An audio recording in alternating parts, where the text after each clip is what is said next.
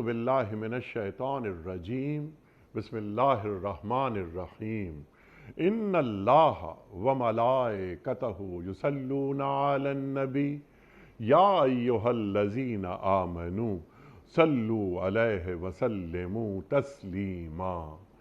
अल्लाहुम्मा सल्लि अला सय्यिदिना व नबिय्यिना व शफीयना व मौलाना मुहम्मद व अला आले मुहम्मद व बारिक वसल्लिम। मोहतरम ख़वातीन व हज़रात, अस्सलामु अलैकुम। पयाम सुबह के साथ एक बार फिर हाजिर मैं हूँ आपका मेज़बान अनीक अहमद। ख़वातीन व हज़रात, कुरान करीम के मुख्तलिफ़ आयात पर बात होती है, सीखने का अमल है जो हम अपने मुल्क के मुमताज़ उलमा के ज़रिए ये काम कर रहे हैं। रोज़ाना हमारे मुल्क के जय्यद उलमा तशरीफ़ लाते हैं और कुरान करीम की आयात को हमारे सामने खोलते हैं, हमें कुरान करीम के इल्म से करीब करते हैं। हमारे उलमा को अल्लाह सलामत रखे। ख़वातीन व हज़रात, कुरान करीम की इन आयात पर बात करवाने का मकसद सिर्फ़ एक है, वो ये कि हमारी समझ में आ जाए कि अल्लाह ताला हमसे मुखातबत क्या कर रहा है और हमें कैसा देखना चाहता है।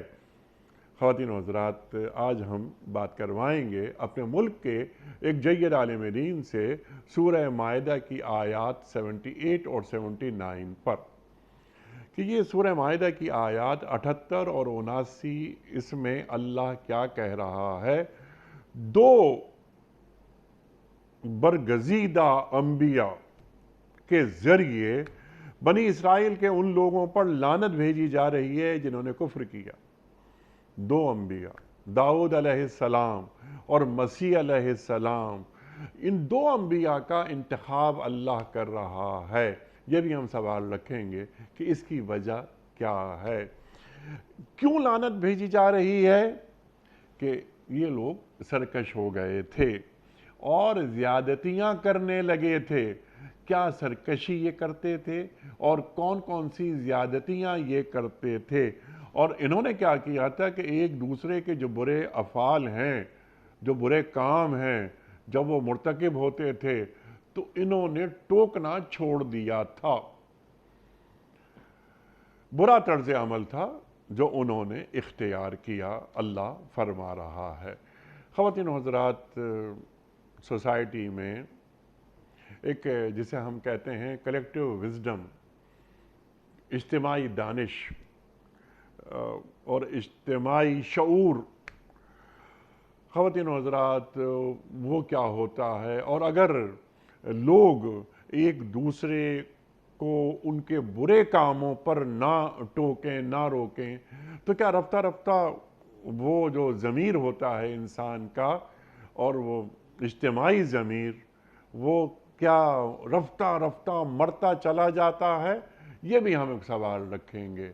और ख़वातीन व हज़रात, होता ये है कि माशरों में चंद अफराद इर्तिकाब शुरू करते हैं बुराइयों का, अगर उन अफराद की बुराइयों को उसी वक्त ना रोक दिया जाए तो क्या वो रफ्ता रफ्ता आगे बढ़ती रहती हैं। बहुत सारी बातें इस ज़ैल में आएंगी, जोड़ेंगे लम्हे मौजूद से भी कि कहीं ऐसा तो नहीं कि इन कामों के खुदा न ख्वास्ता हम तो मुर्तकिब नहीं हो रहे, हमने तो लोगों को टोकना, उनकी बुरे काम देखकर छोड़ दिया है कि नहीं ये हमारे अजीज़ हैं, हमारे कबीले के हैं, हमारी सियासी जमात के हैं, हमारे मसलक के हैं, तो इन्हें बुरा मत कहो। ख़वातीन व हज़रात, सीखेंगे मोहतरम मुफ्ती मुनीबुर रहमान साहब से। ख़वातीन व हज़रात, मुफ्ती मुनीबुर रहमान साहब हमारे मुल्क का एक जय्यद नाम, पयाम सुबह का लाजमी जुज़ तशरीफ़ लाते हैं। हमेशा हम मुफ्ती साहब से सीखते हैं। रोज़नामा दुनिया के मुस्तकिल कॉलम निगार मोहतरम मुफ्ती मुनीबुर रहमान साहब। मुफ्ती साहब को खुश आमदीद कहते हुए प्रोग्राम का आगाज़ अल्लाह ताला के बाबरकत नाम से सूरह माइदा और आयात 78 और 79। औज़ु बिल्लाहि मिनश शैतानिर रजीम, बिस्मिल्लाहिर रहमानिर रहीम।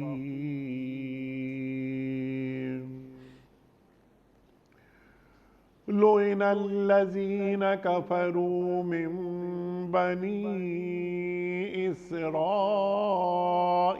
علی لسان داؤد وعیسی ابن مریم ذلك بما عصوا وكانوا يعتدون كانوا لا يتناهون عن منكر فعلوه لبئس ما كانوا يفعلون صدق اللہ العظیم۔ بنی اسرائیل میں سے جن لوگوں نے کفر کی راہ اختیار کی ان پر داؤد علیہ السلام اور عیسیٰ ابن مریم علیہ السلام کی زبان سے لعنت کی گئی، کیونکہ وہ سرکش ہو گئے تھے اور زیادتیاں کرنے لگے تھے۔ انہوں نے ایک دوسرے کو برے افعال کے ارتکاب سے روکنا چھوڑ دیا تھا، برا طرز عمل تھا جو انہوں نے اختیار کیا۔ خواتین و حضرات، محترم مفتی منیب الرحمان صاحب کی خدمت میں اس سے پہلے کہ ہم رکھیں آج کے پروگرام کے حوالے سے پہلا سوال کوئز۔ کل کا سوال ہمارا یہ تھا کہ سرکار دو عالم صلی اللہ علیہ وآلہ وسلم کی والدہ ماجدہ کا انتقال کس مقام پر ہوا؟ درست جواب ابوا کے مقام پر۔ آج کا سوال نوٹ فرما لیجئے، غزوہ بدر کس سنہ ہجری میں لڑی گئی تھی؟ 2 سنہ ہجری میں، 4 سنہ ہجری میں یا 8 سنہ ہجری میں؟ جو درست جواب آپ سمجھتے ہوں روانہ فرمائیے۔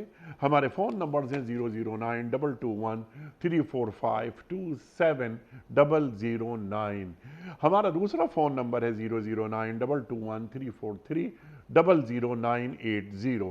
ہمارا ای میل ایڈریس ps@dunyatv.tv، ہمارا SMS کا نمبر 3031 اور ہمارا واٹس ایپ کا نمبر ہے 009232182500194۔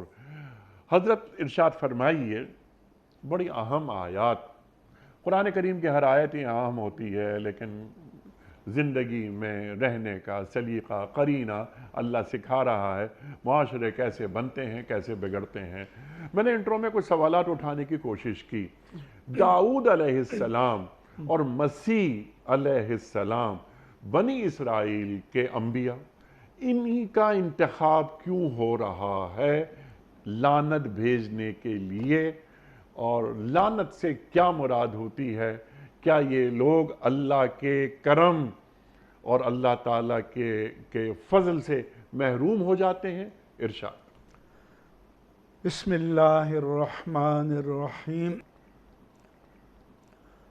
حامدا للہ عز وجل سبحانہ وتعالی ومصلیا ومسلما علی رسول اللہ وعلی آلہ الکرام وصحبہ العظام اجمعین۔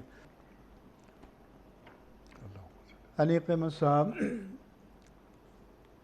سورہ مائدہ کی آیات 78 اور 79 کی آپ نے تلاوت بھی فرمائی، ترجمہ بھی بیان کیا۔ اس میں چند باتیں قابل توجہ ہیں کہ لعن کے کیا معنی ہیں، انہوں نے کون سا کفر کیا تھا،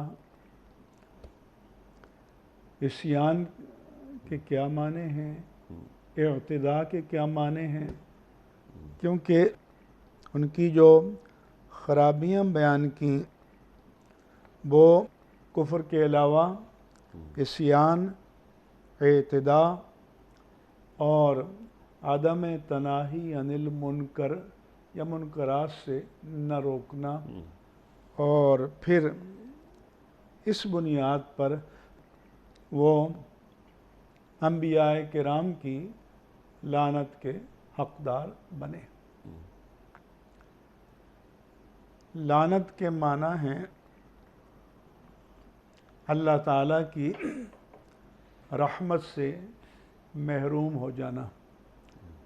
اگر اللہ کی طرف منسوب ہو کہ لعن اللہ، تو اس کے معنی ہے کہ اللہ نے اسے اپنی رحمت سے محروم کر دیا۔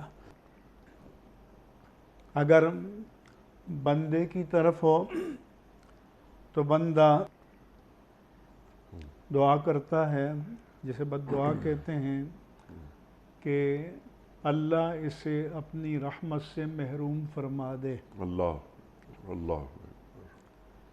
دوسری بات جو یہاں فرمائی کہ یہ لعنت جو حضرت داؤد و عیسیٰ علیہ السلام کی زبان سے ہوئی، اس کا سبب پہلا کفر تھا۔ ٹھیک۔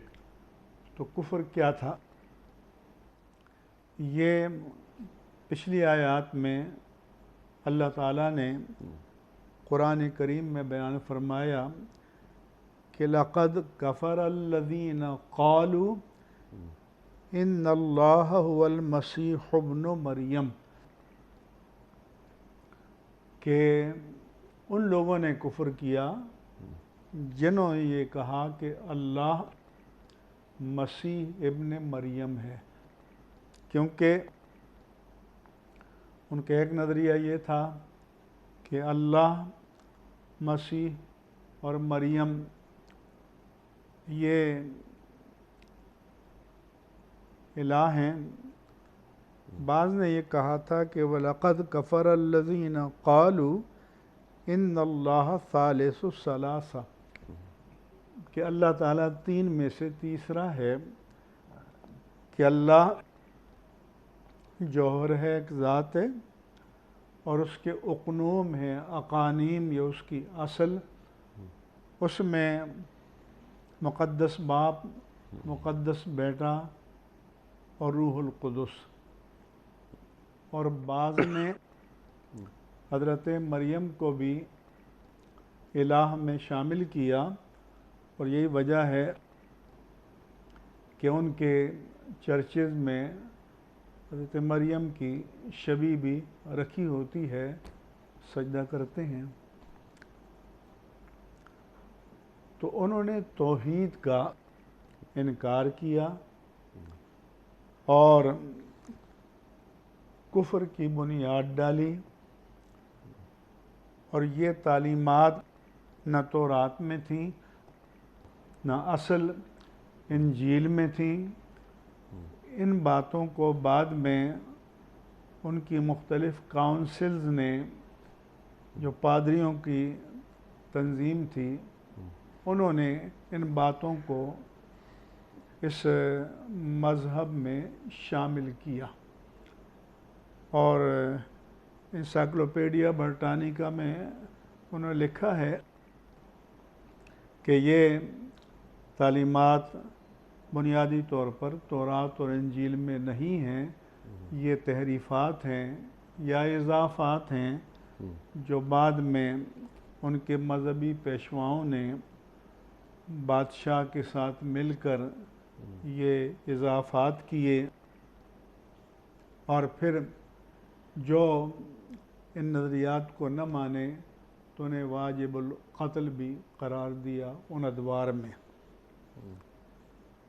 تو قرآن مجید نے اسے کفر سے تعبیر کیا اور بتایا کہ خود مسیح علیہ السلام کی تعلیم کیا تھی کہ یا بنی اسرائیل اعبدوا اللہ ربی و ربکم، اللہ کی عبادت کرو جو میرا بھی رب ہے تمہارا بھی رب ہے۔ انہ من یشرک باللہ، جو اللہ کے ساتھ کسی کو شریک ٹھہرائے گا، فقد حرم اللہ علیہ الجنہ، اللہ نے اس پر جنت حرام قرار دے دی ہے، ومأواہ النار، اور اس کا ٹھکانہ جہنم ہوگا۔ اسی طرح فرمایا جب انہوں نے یہ کہا کہ ان اللہ ثالث ثلاثہ، گویا اللہ تعالیٰ تین اقانیم کا سے مرکب ہے، اور تین میں سے تین ہیں تو ان کو تعلیم دی گئی کہ وَمَا مِنْ إِلَٰهٍ إِلَّا إِلَٰهٌ وَاحِدٌ، معبود برحق ایک ہی ہے، ذات احد ہے، ٹھیک، نہ اس کے اقانیم ہیں، نہ اس کے اصول ہیں، نہ اس میں تقسیم ہے، وہ وحدہ لا شریک ہے۔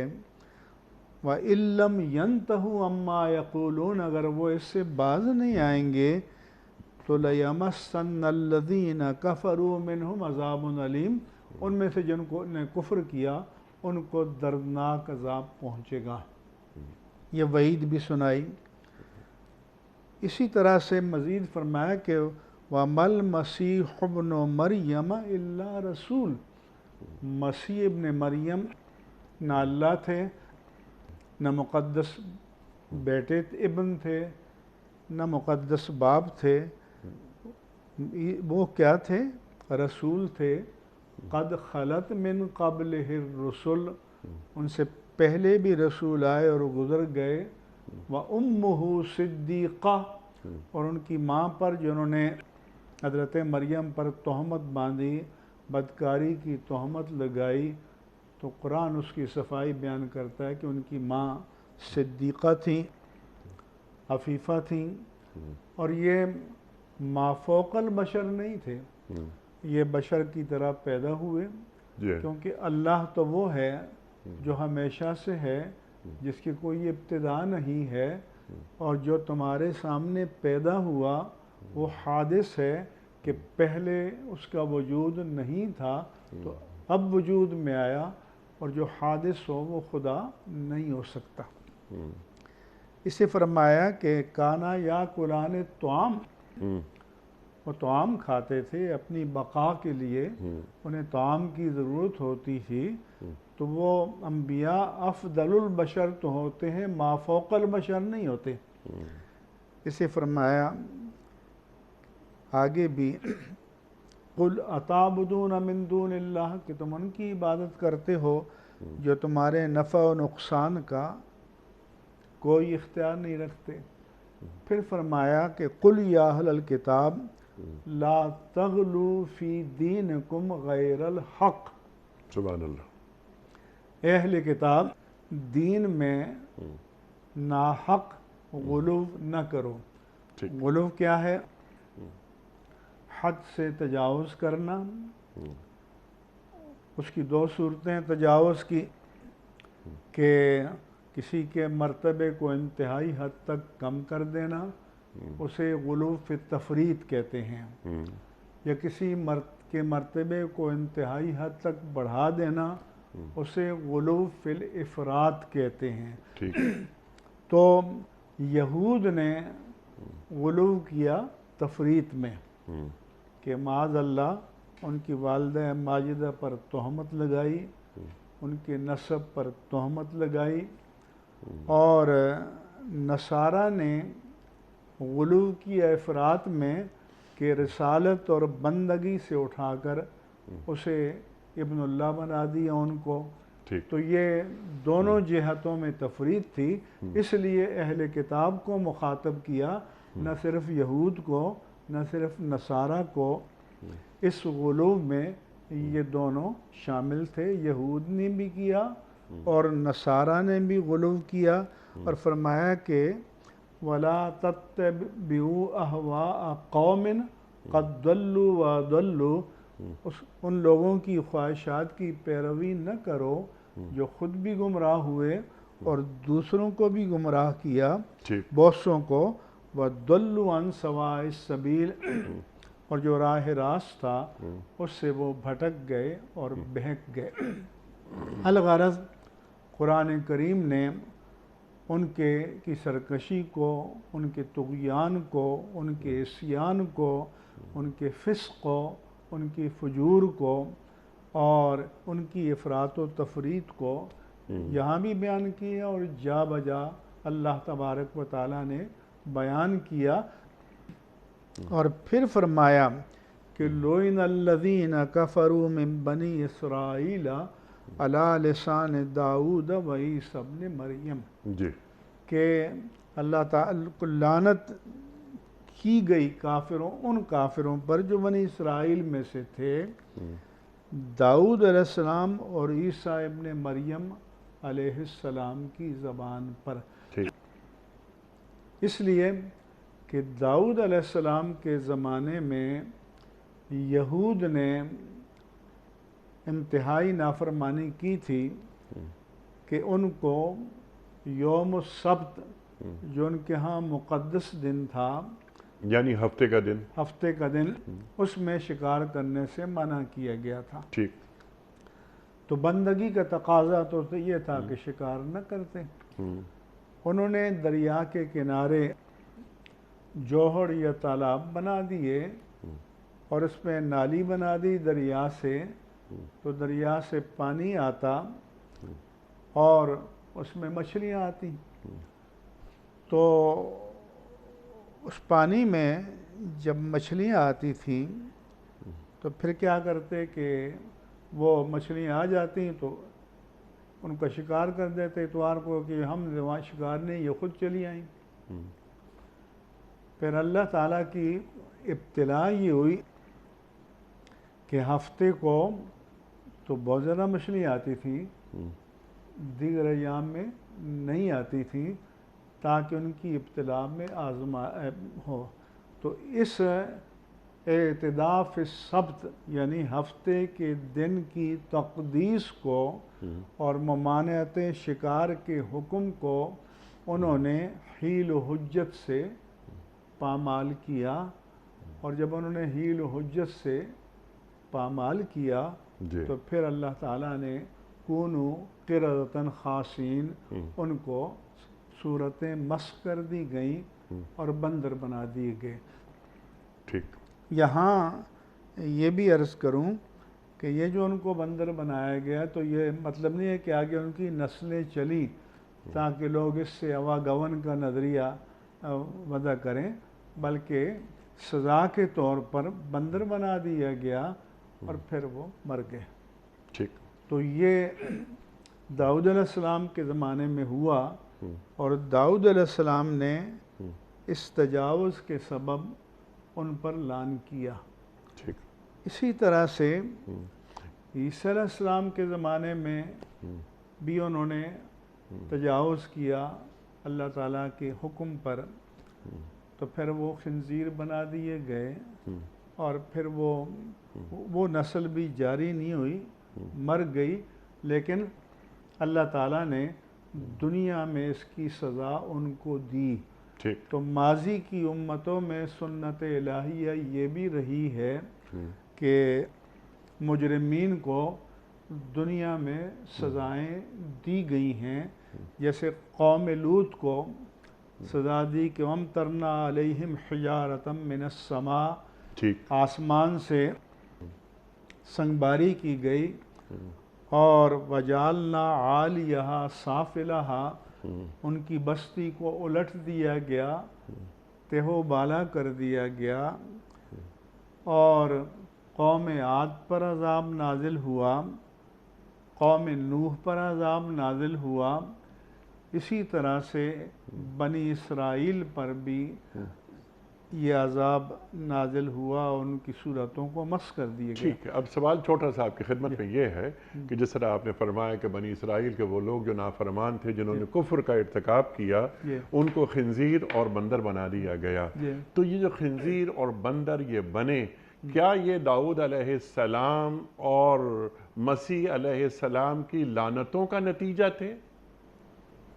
جی ہاں، ان کی لعنت کا بھی نتیجہ تھے کہ جب اللہ رحمت سے محروم کر دے تو پھر ظاہر ہے کہ اللہ کا عذاب بھی آ جاتا ہے، ابتلا بھی آ جاتی ہے، اور یہ انبیاء اور ایسے برگزیدہ انبیاء، ان کی لعنتیں، اللہ اکبر۔ جیسے نوح علیہ السلام نے کی تھی کہ انی دعوتہم لیلی و نہارا، جی، کہ میں دن رات ان کو 900 سال تک تبلیغ کرتا رہا، اللہ اکبر، فلا تزدہم دعائی الا فرارا، اور میری دعوت کے نتیجے میں قبولیت کی بجائے دعوت حق سے بھاگتے رہے۔ پھر انہوں نے آخر میں آ کر اللہ سے التجا کی کہ رب لا تذر علی الارض من الکافرین دیارا، اللہ اے پروردگار تو زمین پر کافروں کی ایک بستی بھی نہ چھوڑ۔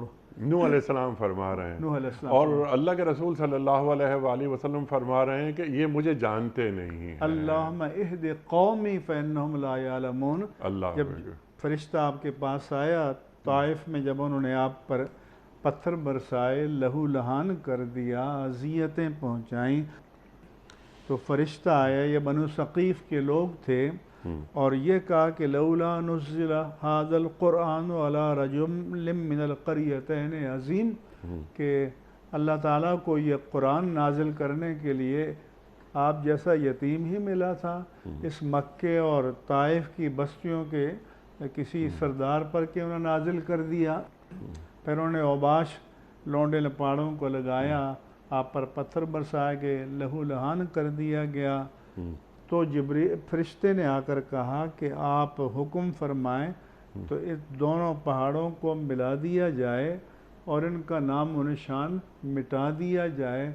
تو پھر آپ نے فرمایا کہ نہیں، اگر یہ اسلام نہیں لاتے تو ان کی آنے والی نسلیں اسلام لے آئیں گی، اور آپ نے دعا فرمائی کہ اللہم اہد قومی فانہم لا یعلمون، اے اللہ تو میری قوم کو ہدایت عطا فرما، کیونکہ میرے منصب، میرے مرتبے اور میرے مقام کو جانتے نہیں۔ اللہ اکبر، اللہ اکبر۔ یہ ہیں سرکار دو عالم صلی اللہ علیہ وآلہ وسلم اور ان کا مقام۔ اللہ فرمایا کہ ما ارسلناک الا رحمۃ للعالمین، سبحان اللہ۔ تو آپ کی وَإِنَّكَ لَعَلَىٰ خُلُقٍ عَظِيمٍ، وما کان اللہ معذبہم وانت فیہم، کہ جب تک آپ ان میں موجود ہیں، جس طرح پچھلی قوموں پر عذاب استیصال نازل ہوا کہ ان کو جڑ سے اکھیڑ دیا گیا، نام و نشان مٹا دیا گیا، اور درختوں کے جو ٹنڈ ہوتے ہیں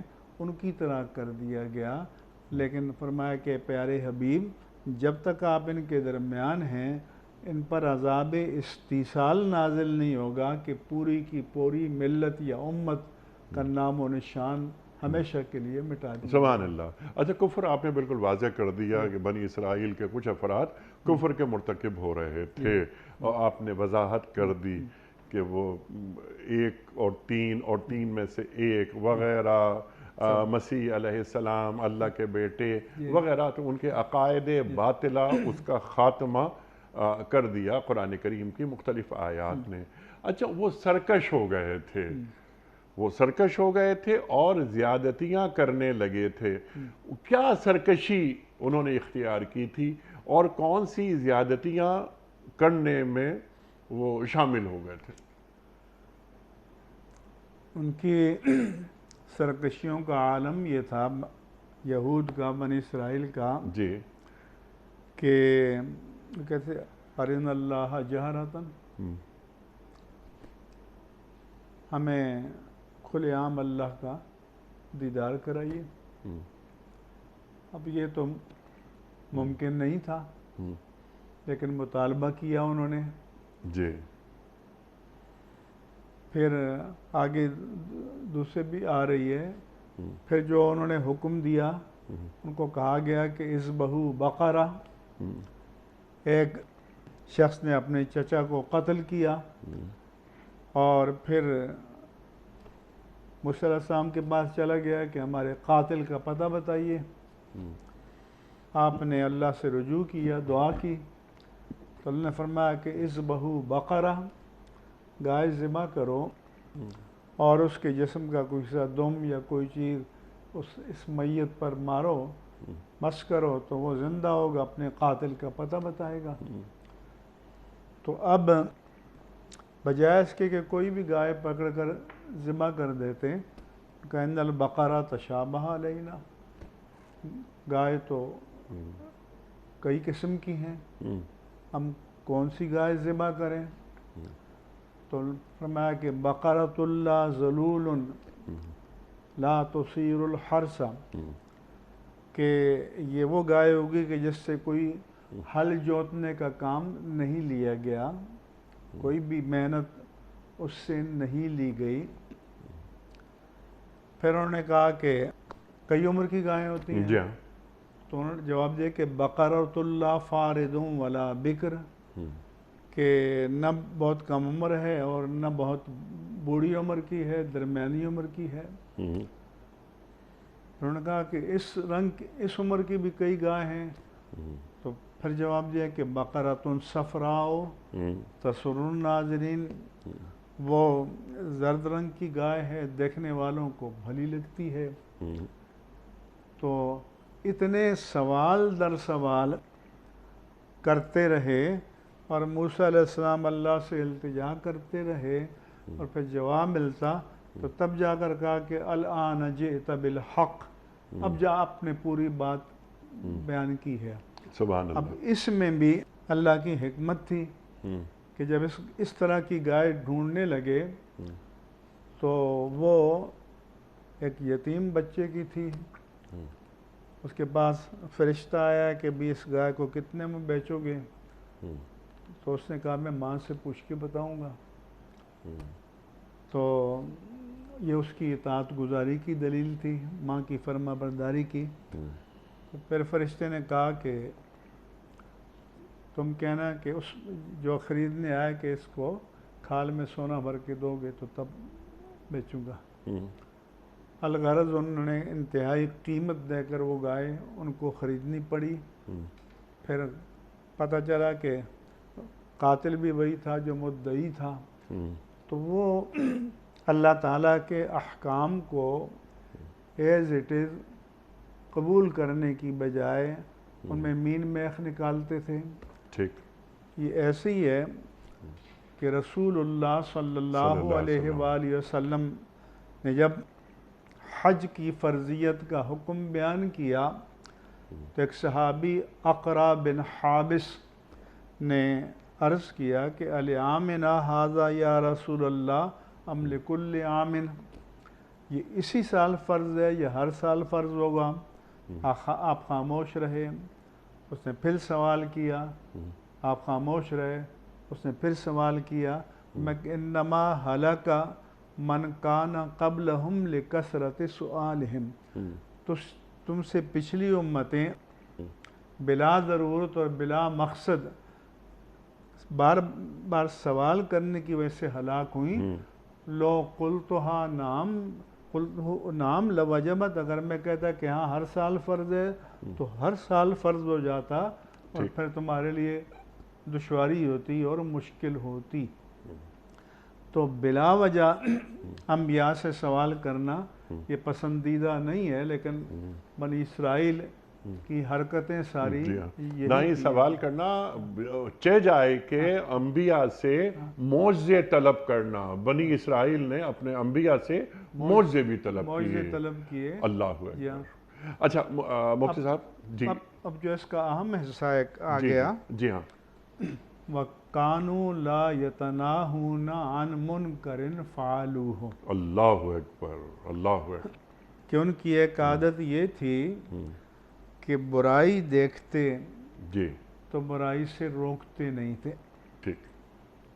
اب یہ شعار نبوت ہے اور یہ امتوں کی ذمہ داری ہے کہ برائی کا راستہ روکیں. مگر وہ کیا کرتے تھے ان کے بارے میں حدیث پاک میں آیا، چونکہ حضور نے بھی فرمایا کہ من رأى منکم منکرا فلیغیرہ بیدہ، جو برائی دیکھے اگر اس کے پاس طاقت ہے تو قوت بازو سے روکے. فَإِن لَّمْ يَسْتَطِعْ وَبِلِسَانِهِ، ہاتھ سے نہیں روک سکتا تو زبان سے اس کے خلاف آواز بلند کرے. فَإِن لَّمْ يَسْتَطِعْ فَبِقَلْبِهِ، اگر ہاتھ سے بھی نہیں روک سکتا تو دل سے برا جانے. وَذَلِكَ أَضْعَفُ الْإِيمَانِ، یہ ایمان کا کمزور ترین درجہ ہے.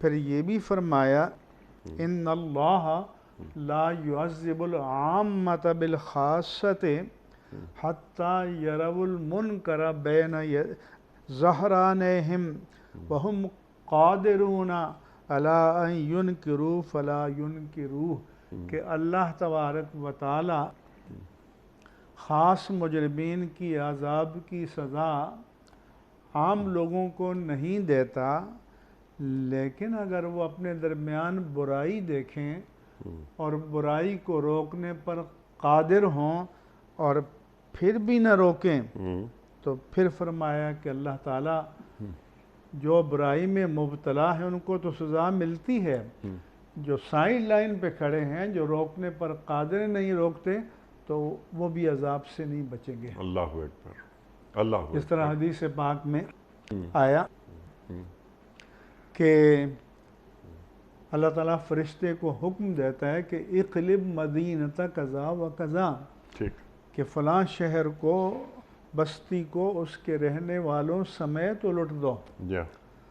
فرشتہ عرض کرتا ہے کہ یا رب ان فیہا رجلا لم یاسک طرفۃ عین، اس میں ایک بڑا اللہ کا پارسا، متقی، نیک، ولی بندہ ہے جس نے پلک جھپکنے کے مقدار بھی کبھی تیری نافرمانی نہیں کی، اس کے بارے میں کیا حکم ہے؟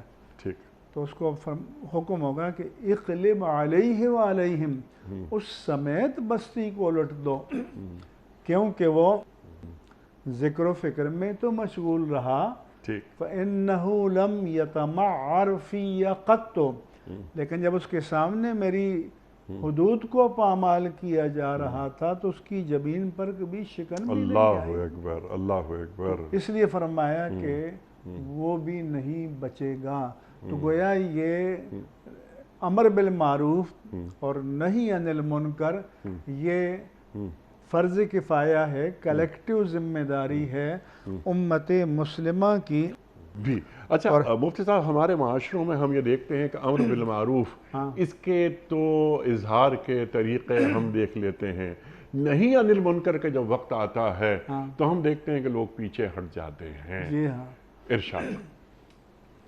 بنی اسرائیل کے بارے میں حدیث پاک میں فرمایا گیا کہ ان کا طریقہ یہ تھا کہ جب اپنے در میں سے کسی کو برائی کرتے دیکھتے تو کہتے دا ہاذا، یہ کیا کر رہے ہو بھائی، رک جاؤ، باز آ جاؤ۔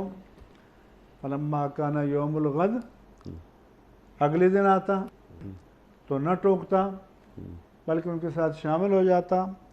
وَكَانَ أَكِيلَهُ وَشَرِيبَهُ وَخَلِيطَهُ، ان کا ہم نوالا، ہم پیالہ اور ہم نشین بن جاتا، ان کا یار بن جاتا، اس میں مبتلا ہو جاتا۔ تو فرمایا کہ یہی وہ لوگ ہیں جن کے بارے میں اللہ فرمایا کہ لُعِنَ الَّذِينَ كَفَرُوا عَلَىٰ لِسَانِ میں بنی اسرائیل عَلَىٰ لِسَانِ داؤد وعیسیٰ ابن مریم، کہ یہی وہ لوگ ہیں کہ جو برائی کو دیکھتے ہیں اور قدرت کے باوجود نہیں روکتے تو اللہ تعالیٰ نے ان پر لعنت فرمائی۔ اللہ اکبر۔ اچھا مفتی صاحب، سبحان اللہ، سبحان اللہ۔ اب ذرا کیونکہ وقت مکمل ہو رہا ہے پروگرام کا، ہم لمحہ موجود سے اسے جوڑتے ہیں کہ یہ آیات ہم سے کیا کہہ رہی ہیں، امت محمد کے صلی اللہ علیہ وآلہ وسلم اور تمام انسانیت کو سبق کیا مل رہا ہے۔ جیسے آپ نے بات فرمائی کہ وہ شخص جو ایک لمحے کے لیے بھی اس نے تیری نافرمانی نہیں کی، اللہ کہتا ہے اس بستی کو اجاڑ دو۔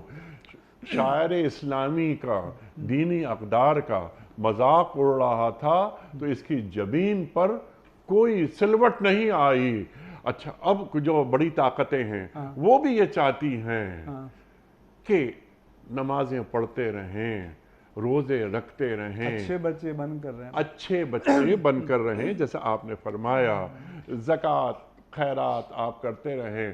اگر مساجد میں کارپیٹنگ کروانی ہے وہ بھی ہم کرا دیں گے، اے سی لگوانا ہے مساجد میں وہ بھی ہم لگوا دیں گے، لیکن جو معاشرتی برائیاں، شراب خانے اس شہر کراچی میں کوئی 1 کلومیٹر نہیں ہے کہ جس میں شراب خانہ موجود نہ ہو، اور اس پر ایکسائز ڈیوٹی لی جاتی ہے، ریونیو جاتا ہے حکومت کے خزانے میں، نمازیں ہو رہی ہیں، اذان کی آوازیں بلند ہوتی ہیں، اللہ اکبر اللہ اکبر 5 مرتبہ، تم نمازیں پڑھتے رہو لیکن یہ تمام کام ہوتے رہیں گے۔ میں نے ایک سوال انٹرو میں رکھا تھا کہ جب ہم برائی کا خاتمہ اس کے آغاز ہی میں نہیں کر دیتے، وہ برائی رفتہ رفتہ رفتہ آگے بڑھتی چلی جاتی ہے، تو یہ پھر قوم اجتماعی طور پر مردہ ہو جاتی ہے۔ کہیں ایسا تو نہیں کہ یہ جرائم، اس کا ارتکاب ہمارے ہاتھوں شعوری یا لاشعوری طور پر ہو رہا ہو؟ جی ہاں، جب کوئی برائی ہو رہی ہو، اس کا ہم نشین بن جائے تو ایک طرح کی حوصلہ افزائی ہے۔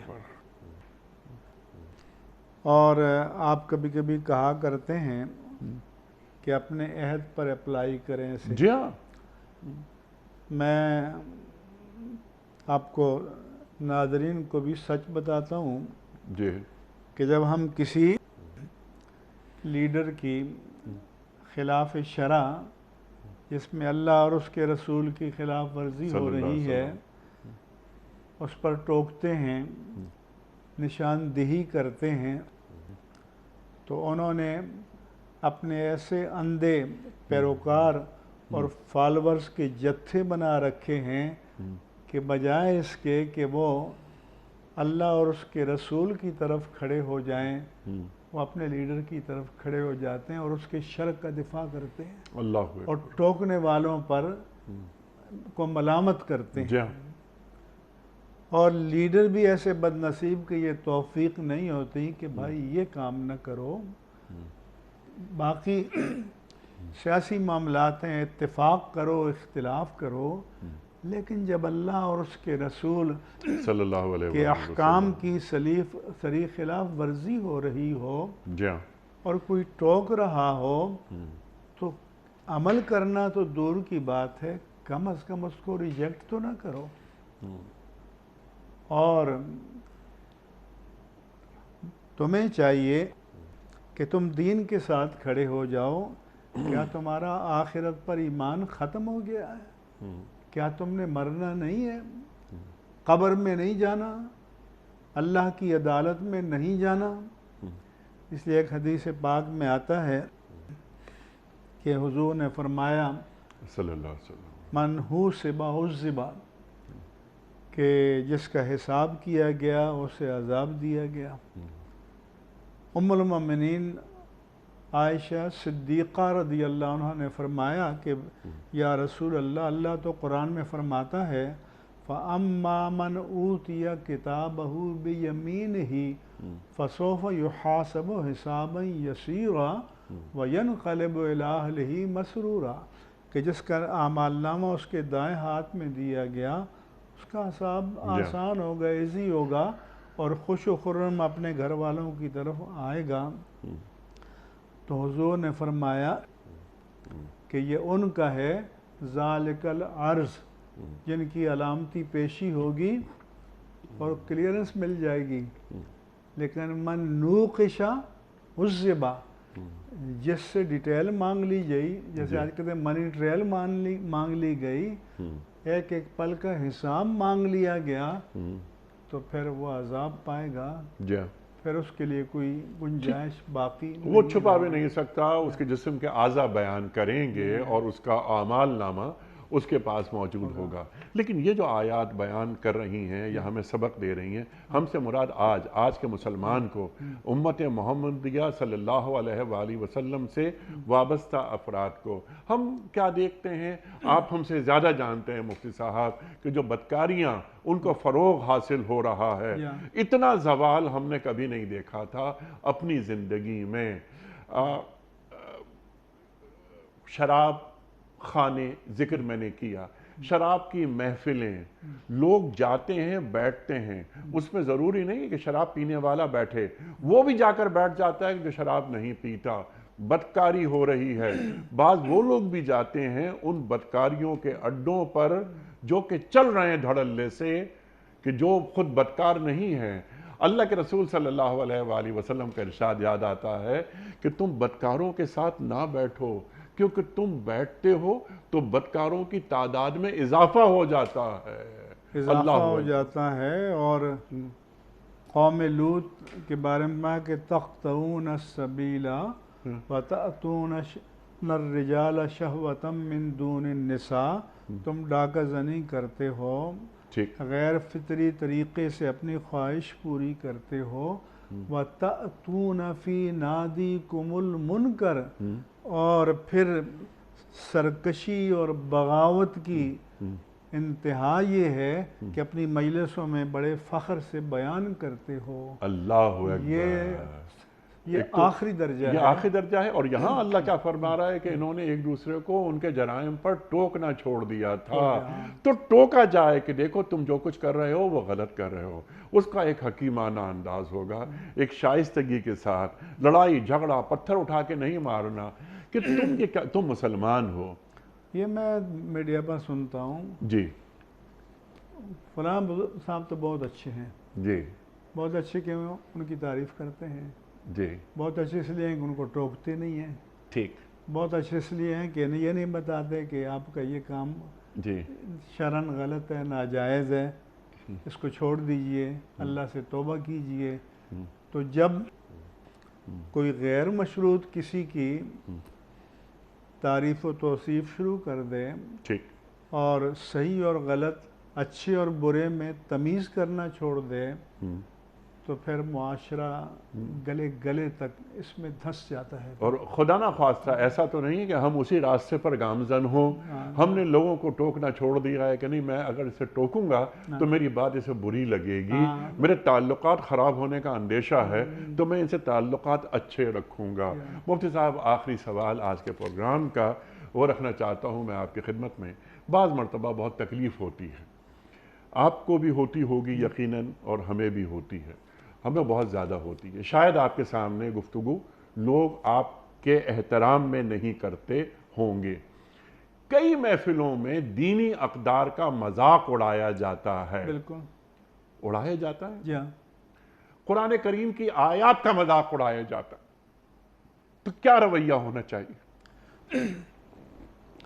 اگر اللہ ہمت دے تو وہیں پر روکنا چاہیے، مزاحمت کرنی چاہیے، اور اگر اتنی ہمت نہیں ہے تو ایسی لوگوں کا ساتھ چھوڑ دینا چاہیے، جی نہ صرف مجلس اٹھائیں بلکہ ان کا سوشل بائیکاٹ کرنا چاہیے، ان کا مقاطعہ کرنا چاہیے، ان سے لا تعلقی اختیار کرنی چاہیے۔ یہ تو کم از کم ہمارے اختیار میں ہے۔ ہاں، ایک آخری درجہ آ جاتا ہے جس کے بارے میں ابی امیہ ثعلبہ خشنی کہتے ہیں کہ میں نے